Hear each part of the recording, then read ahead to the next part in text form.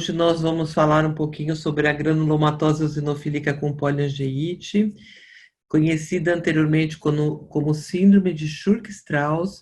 e atualmente como GEPA, em inglês EGPA. Então, a granulomatose alérgica, que era conhecida como síndrome de Churg-Strauss, ela foi descrita pela primeira vez em 1951, nessa revista American Journal of Pathology, em que o autor ele descreveu 13 casos de uma doença que predominava em mulheres, 9 mulheres naquela época. O início do sintoma de asma variava entre 7 e 58 anos, então eram pacientes asmáticos que apresentavam, além da asma, um quadro de febre em todos os pacientes, e todos chamavam a atenção que tinha uma intensa eosinofilia. Então, esses pacientes, alguns atingiram 84% de eosinófilos no hemograma. Além da eosinofilia, eles tinham anemia e tinham uma história de perda de peso crônica. Alguns tinham, no raio-x de tórax, uns infiltrados floconosos, e eles tinham alterações vasculares. Eles tinham alterações de pele, tinham neuropatia periférica, tinha alguns que tinham tido embolia e infarto pulmonar. Então, esses casos foram descritos como diferentes de uma asma crônica, porque tinham todos essas manifestações associadas ao quadro de asma, e quando o autor analisou biópsias ou autópsias desses pacientes, eles mostraram que os pacientes tinham uma inflamação nos vasos, aqui um vaso pulmonar inflamado, com granuloma, células gigantes, e chamava a atenção os inúmeros eosinófilos que tinham nessa pneumonia com necrose nesses pacientes que também tinham asma. Então, eles começaram a descrever esses casos como uma granulomatose alérgica com angeite ou com vasculite associada, e foram as primeiras descrições dessa síndrome, que depois foi chamada de Churg-Strauss, porque foi descrita por Churg e Strauss, que eram 2 médicos patologistas do Mount Sinai Hospital em Nova York, em 1951. Depois disso, eu fiz residência no Hospital das Clínicas, me formei em medicina no Hospital das Clínicas, fiz residência em pneumologia e começamos a fazer ambulatório de pneumologia, ver os pacientes internados, e a gente começou a ver alguns casos que lembravam também esses pacientes descritos como síndrome de Churg-Strauss. Então, em 1989, eu e Marcelo Amato vimos um paciente que internou lá no Hospital das Clínicas, que tinha eosinofilia asma e tinha uma arterite de artéria temporal e todas essas manifestações de vasculite. Então, foi o primeiro caso que foi descrito no American Review Respiratory Disease, que foi um caso de Churg-Strauss que nós vimos na nossa enfermaria como residentes de pneumologia. Depois disso, a gente publicou, um ano depois, 4 casos da síndrome de Churg-Strauss, e a gente começou a ver que existiam esses quadros de síndrome de Churg-Strauss, uma asma associada, uma asma crônica de difícil controle, mas associada a emagrecimento, a febre, neuropatia, lesões de pele, que começaram a se enquadrar na classificação de síndrome de Churg-Strauss. Então, anos depois, em 2005, nós escrevemos esse capítulo, para quem quiser ler, está no Jornal de Pneumologia, uma revisão sobre a síndrome de Churg-Strauss, que aqui a gente descreve os critérios do Colégio de Radiologia americano, que descreve a síndrome de Churg-Strauss, ou caracteriza a síndrome de Churg-Strauss como um paciente que tem uma asma, com uma história de asma, uma eosinofilia acima de 10% no hemograma, uma neuropatia periférica, formigamento, dor nos pés, principalmente nos membros inferiores, mas pode atingir as mãos também, infiltrados pulmonares migratórios, sinusite crônica, e esses pacientes tinham uma biópsia de pele ou de nervo que mostravam sinais de inflamação do vaso, com vasculite eosinofílica. Eosinófilos, que a gente vai ver depois os eosinófilos, que eu vou mostrar a biópsia, nessas biópsias de vasculite. Depois, em 1985, começou a ser descrito o anticorpo anticitoplasma de neutrófilo, o ANCA. E aí as vasculites começaram a ser novamente caracterizadas em vasculites ANCA-associadas. Então, eles viram que 45% desses pacientes com JEPA, né, com a Escherichia-Strauss, e aí foi reclassificada como granulomatose eosinofílica com poliangeite, passou a fazer parte das vasculites ANCA-associadas, porque eles tinham esse anticorpo anticitoplasma de neutrófilo. Junto com a JEPA, nesse grupo tem a GPA, que é a ex-granulomatose de Wegener, e a MPA, que é poliangeite microscópica, fazem parte desse grupo de vasculites com ANCA associadas. Então, o ANCA, que é um anticorpo anticitoplasma de neutrófilo, a gente tem duas caracterizações na imunofluorescência, o C-ANCA e o P-ANCA. O C-ANCA é anti-proteinase 3 e o P-ANCA anti-mieloperoxidase. São anticorpos que nós encontramos no sangue desses pacientes. Então, agora em 2019, né, é descrito que o P-ANCA, que é anti-mieloperoxidase, ele aparece em 45% das granulomatoses com poliangeite eosinofílica, que é a JEPA, 5% aparece o C-ANCA, que é o anticitoplasmático, mas em 50% das vasculites da JEPA, da granulomatose eosinofílica com vasculite, eles são negativos. Então, é uma doença ANCA-associada, mas a gente tem que prestar atenção que 50% desses pacientes são negativos. Então, você vai fazer o diagnóstico no encontro de asma, hemograma com eosinófilos aumentados, emagrecimento, febre e aparecimento de lesões de pele e neuropatia periférica, que é a caracterização de pacientes que se queixam muito de sinusite crônica, de difícil tratamento, vale a pena coletar um ANCA, fazer uma tomografia para ver se o paciente não tem essa doença. Mais recentemente, também tem sido descrito o anticorpo anti-pentaraxina 3, que eles viram que eles estão aumentados nas vasculites ANCA-associadas, e nesse trabalho publicado em 2016, eles viram que nas JEPAs, né, na granulomatose eosinofílica com poliangeite, ele pode estar presente em mais de 30% desses pacientes, então é um outro anticorpo que, se positivo, pode ajudar no diagnóstico da doença. Então, a granulomatose eosinofílica com poliangeite, a Escherichia-Strauss, ela aparece em 2,5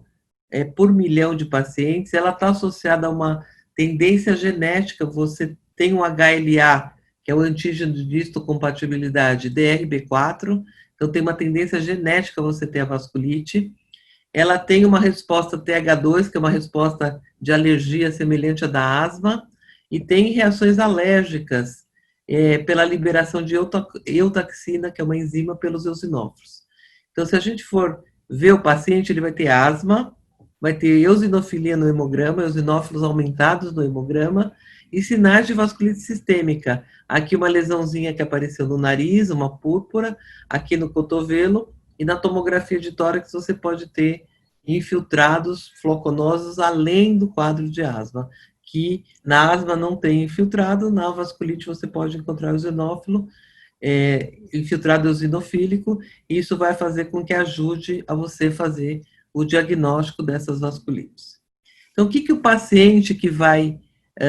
procurar o serviço médico, ele vai apresentar de sintoma? Então, ele vai falar que não está se sentindo bem, está sempre cansado, tem febre de vez em quando, dói os músculos, pode doer as articulações, pode aparecer rash, né, que é aquele vermelhidão que aparece no corpo, pode ter um pouco de diarreia, enjoo, faz um hemograma, tem anemia, pode ter sangramento intestinal, e do ponto de vista pulmonar, ele pode ter asma, crises de asma, de chiado, né, pode chiar o peito, infiltrados pulmonares na radiografia ou na tomografia, ele pode se queixar também de sinusite crônica, tem vários quadros de infecção, de sinusite, secreção nasal, dor de cabeça, E uma queixa comum também é de neuropatia periférica. Pode queixar que está tendo sensação que tem agulha picando as pernas, o pé. Quando ele anda, dói a sola do pé. São queixas de neuropatia periférica. Então, aqui é uma lesão de pele, né, caracterizada da polidagepa, da angiite granulomatosa com eosinófilo, e na biópsia a gente vai ver que o vaso está inflamado, tem necrose no vaso, tem um infiltrado inflamatório, e essas células róseas são os eosinófilos, né, que ele é caracterizado por ter um citoplasma bem róseo, de cor rosa, e esses grânulos, os grânulos que liberam essa enzima eutaxina que lesa o tecido, principalmente o cardíaco e o pulmonar. Então, na radiografia de tórax, o médico vai pedir uma radiografia de tórax, a gente vai analisando a radiografia de tórax, encontrar esses infiltrados, né, floconosos, aqui o infiltrado floconoso bilateral, a gente vê que tem um infiltrado pulmonar na radiografia, aqui o infiltrado velando o diafragma dos dois lados, na tomografia a gente vê um espessamento dos septos interlobulares, e esse infiltrado, essas linhas brancas, né, que normalmente não aparecem nos pulmões, e aqui na tomografia esse infiltrado periférico eosinofílico que caracteriza a síndrome AGEPA. Aqui um outro exemplo, né, de tomografias que tem esse infiltrado periférico, esse infiltrado intersticial, que depois se mostrou ser um quadro de GEPA. E mais atualmente tem sido descrito a apresentação clínica, que chama fenótipo, de duas maneiras, né? Tem um paciente que ele vai ter predominantemente o sintoma vasculítico, que é neuropatia, púrpura, e pode ter até um acometimento de insuficiência renal, uma glomerulonefrite, que é uma inflamação dos rins, e um outro polo eosinofílico, que ele vai ter infiltrado pulmonar, envolvimento cardíaco pela infiltração eosinofílica no tecido do pulmão e do coração. Isso está sendo descrito mais recentemente a partir de 2012. Então, aqui a apresentação da lesão de pele, né? Esse paciente se queixava que nas pernas dele apareciam essas manchas vermelhas. Aqui uma outra apresentação. E na biópsia, aí você pede para o dermatologista fazer uma biópsia de pele, que é bem um procedimento simples, com anestesia local, e você vê na análise da lâmina que tem o infiltrado dos vasos e essa coloração rósea, que é a célula eosinofílica no infiltrado inflamatório, com célula gigante também, granuloma, aqui e aqui, mostrando que se trata de uma granulomatose eosinofílica com vasculite, que é característica da GEPA. Então, aqui um detalhe da biópsia para a gente ver, o vaso inflamado, essas células cor-de-rosa, né, que são os eosinófilos, e as células gigantes infiltrando essa parede vascular, caracterizando a vasculite eosinofílica granulomatose. Além do pulmão, né, dos pulmões, aqui um raio-x com infiltrado bilateral, esse paciente parecia no raio-x com uma área cardíaca aumentada, foi feito um ultrassom do coração, um ecocardiograma, e o que eles mostraram, um acometimento cardíaco pela vasculite. Aí esse paciente foi melhor estudado por uma ressonância cardíaca, e a gente vê esse realce aqui mostrado na seta, que está mais iluminado, mais esbranquecido, que é o acometimento cardíaco da vasculite, que pode ser melhor visto na ressonância magnética do coração. Então, como que a gente vai tratar esses pacientes depois de feito o diagnóstico? Então, é muito importante na GEPA você caracterizar os 5 fatores de gravidade da doença. Se o paciente tiver acometimento renal, uma creatinina, que é o exame que a gente caracteriza o acometimento renal, maior que 1,58, se na urina 1, você faz uma análise da urina do paciente, ele estiver eliminando proteína na urina acima de 1 grama por dia,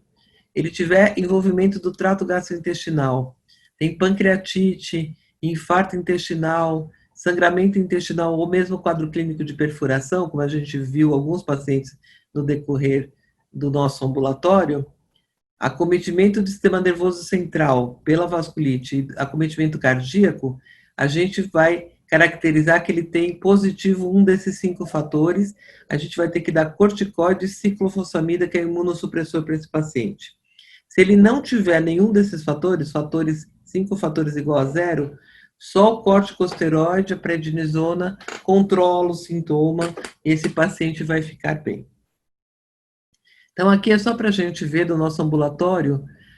foi um pôster, né, que as assistentes do ambulatório levaram no Congresso Americano de Pneumologia, e 16 pacientes do nosso ambulatório com a JEPA, eram 70% quase mulheres, uma idade média de 56 anos, todas tinham eosinofilia no hemograma, 69% ainda tinham IgE, que é uma imunoglobulina de alergia alta, 56% tinham infiltrados floconosos no pulmão, 81% tinham neuropatia periférica, e como nós somos um ambulatório de referência, só 18,75% dessas pacientes controlaram com corticoide. 81% teve que associar um imunossupressor, né, ciclofosfamida ou rituximab, ou azatioprina para controle da doença. Então, tem alguns casos de asma crônica refratária associada à vasculite que,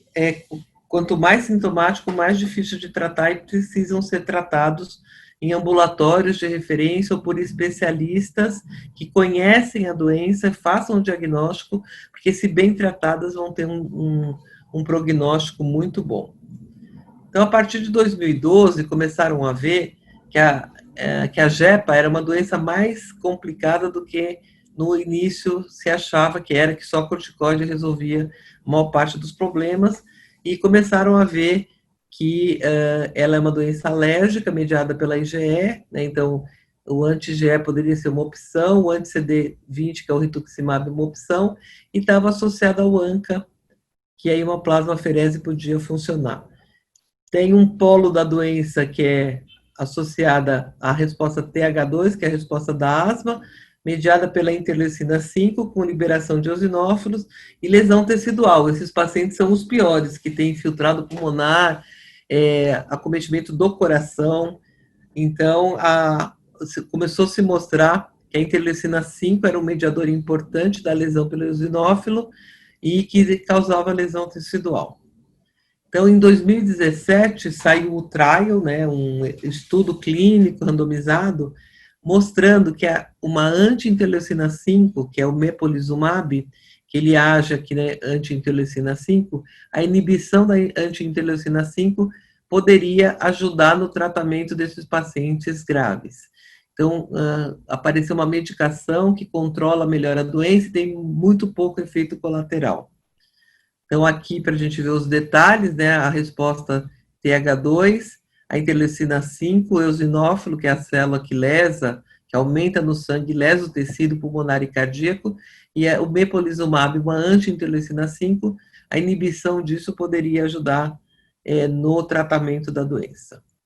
Então, eles estudaram 68 pacientes com mepolizumab, 68 receberam placebo, que é uma medicação que não tem efeito, só para a gente comparar os grupos, e eles mostraram que os pacientes que receberam o mepolizumab, com 52 semanas de tratamento, eles tinham 5,9 vezes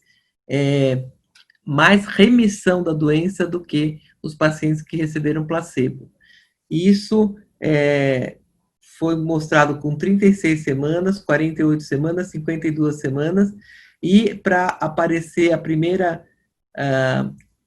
reativação da doença, se demorou mais tempo no grupo que recebeu o mepolizumab. Vamos analisar de uma forma gráfica, que fica mais fácil da gente entender o efeito dessa importante nova medicação no controle desses pacientes. É uma medicação nova, mais cara, mas que é importante nesses casos refratários,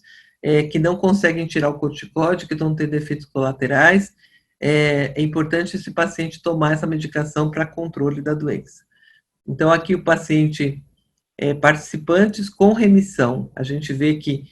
para remissão, quer dizer, controle da doença, o grupo que recebeu mepolizumab controlou mais a doença do que o grupo que recebeu placebo.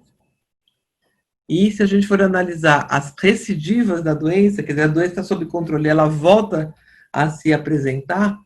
a gente vê que o grupo que recebeu placebo teve muito mais recidiva da doença, foi bem significante em relação ao grupo que recebeu o mepolizumab. O grupo do placebo teve mais recidiva e mais precoce, e o grupo do mepolizumab demorou mais para ter a recidiva, e foram menos pacientes que tiveram a recidiva da doença. E, por fim, eu vou apresentar esse slide, que é o entendimento da fisiopatologia da doença mais recente. Então, a doença é uma doença que tem uma predisposição genética, você tem um HLA sugestivo da doença, você, ou por uma infecção, ou por alguma coisa que você inala, alguma alergia que você tenha, ou algum remédio que você tome que você tenha alergia, você vai ativar a inflamação pelo eosinófilo, que é uma célula alérgica, ou produzir anticorpos contra o citoplasma de neutrófilo, e você pode ir para o polo eosinofílico, que é uma resposta intermediada pela interleucina 5, que é aí que o mepolizumab inibe a interleucina 5, uma das medicações que inibe a interleucina 5, estão sendo testadas agora mais duas no mercado para inibir a interleucina 5. Você inibe a interleucina 5 e você evita que ative o eosinófilo aumente no sangue e nos tecidos, e ele vai lesar o coração, vai lesar o trato gastrointestinal e vai lesar o pulmão. Então, a inibição da interleucina 5 inibe esse lado da doença. Por outro lado, tem alguns pacientes que ficam ANCA positivo, a metade dos pacientes, aí você vai ativar o ANCA, né, o anticorpo anticitoplasma de neutrófilo, vai ativar a célula B e o linfócito CD4, o neutrófilo vai ser ativado, ele vai se ligar no endotélio vascular, na parede do vaso, e você vai ter lesão endotelial, tendo vasculite necrotizante, acometimento renal da doença. Nesses pacientes também você pode ter essa polineuropatia, acometimento dos nervos periféricos da pele, e quando você tem as duas, a inflamação eosinofílica e o ANCA mediado, pode ter asma, pneumonia eosinofílica e até sangramento pulmonar, caracterizando uma hemorragia alveolar.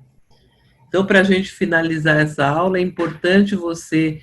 entender que essa doença existe, ela é rara, mas ela existe, atinge 2,5 por milhão de habitantes, são pacientes que têm uma tendência genética a ter essa doença,